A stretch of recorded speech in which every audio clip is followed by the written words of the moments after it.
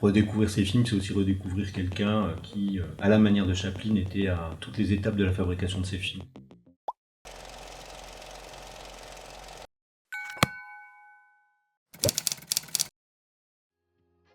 Le festival des Trois Continents rendait cette année hommage à Raj Kapoor à l'occasion du centenaire de sa naissance qui sera célébré fastueusement en Inde du 13 au 15 décembre.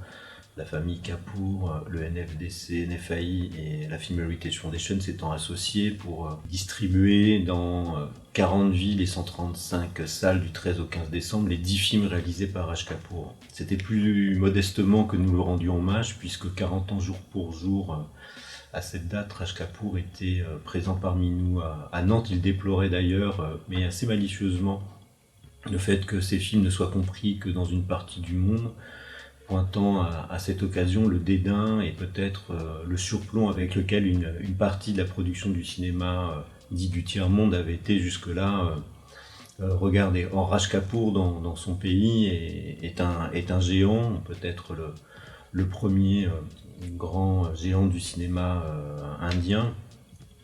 Ces films ont été d'immenses succès, Awara, Shri 420 notamment, mais Dehag en 1948 et probablement jusqu'à Terry Ganga Meili, son dernier film 1985, 40 ans après le premier. Il a laissé une trace absolument indélébile dans l'histoire du cinéma indien, puisqu'il a probablement offert dans ce pays récemment, ou à ce pays récemment indépendant, sa première figure ou sa première incarnation d'un héros populaire, en reprenant la figure du vagabond chez Chaplin, mais pour la déplacer dans un environnement qui questionnait la réalité de cette Inde des années 50 et des années 60 et bien au-delà.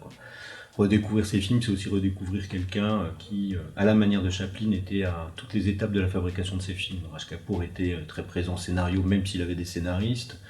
C'est quelqu'un qui a très vite revendiqué une certaine forme d'indépendance en créant son propre studio, le RK Film, pour produire et réaliser des films dans les conditions dans lesquelles il souhaitait les réaliser. Et puis aussi avec une vision artistique très forte et très marquée. C'est un grand inventeur de cinéma et moi je dis toujours que les films de Raj Kapoor devraient être aussi facilement accessibles et visibles que les grands films classiques du cinéma mondial, puisqu'il appartient pour moi au patrimoine universel du cinéma populaire mondial. Puis cette année, indirectement, le festival a permis la redécouverte de quelques films de Shyam Benegal qui ont été régulièrement programmés à Nantes depuis des années. Et Shyam Benegal fête à la même date, le 14 décembre, que Raj Kapoor, lui son 90e anniversaire, figure importante du cinéma parallèle. Cette année, nous avons pu revoir à Nantes Mantan, récemment restauré par la Film Heritage Foundation, mais aussi 3 films avec